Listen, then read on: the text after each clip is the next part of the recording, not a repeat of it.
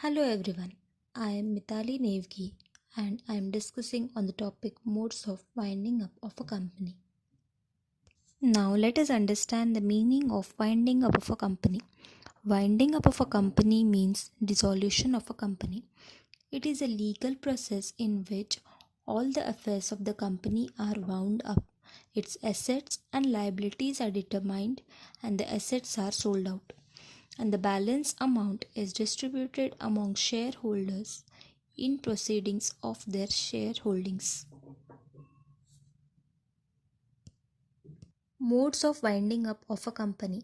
There are three modes of winding up of a company.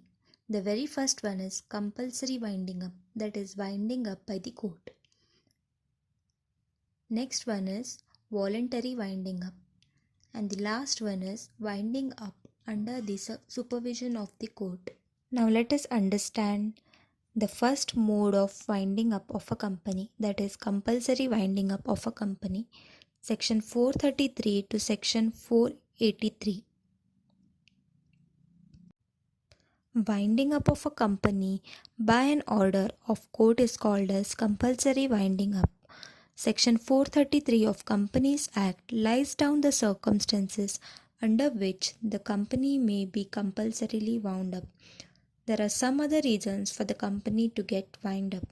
They are: if the company has special resolutions and resolved, if any defaults are made in delivery of statutory report, if the company is unable to pay the debts, if the number of members of a company reduces to in public company 7 and in case of private company below 2, then the company must be wound up. There are some other reasons for the company to get wound up. The second mode of winding up of a company is voluntary winding up. Section 484 to section 521. Voluntary winding up of a company is when the company occurs without the intervention of the court. Here the company and its creditors mutually settle their affairs without going to the court.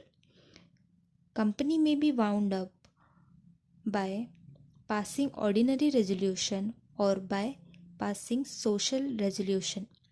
When the ordinary resolution is passed, the company is to be dissolved and adopted in the general meeting. Or when the social resolution is passed, the company wound ups voluntarily. There are two types of voluntarily winding up. They are members voluntary winding up and creditors voluntary winding up. Members voluntary winding up. This type of winding up occurs only when the company is solvent. It requires a declaration of company solvency at the meeting of board of directors. Then the members voluntarily wind up the company. The company in general meeting must appoint a liquidator and conduct a winding up process. Creditors voluntary winding up. When the company is solvent, it requires the company to hold the creditors meeting, wherein the board of directors must make full statement of company's affairs with all the details. Both the members and creditors should nominate a liquidator. Then the liquidator should call a final meeting and dissolve the case of winding up. Winding up under the supervision of court. This is the last mode of winding up of a company.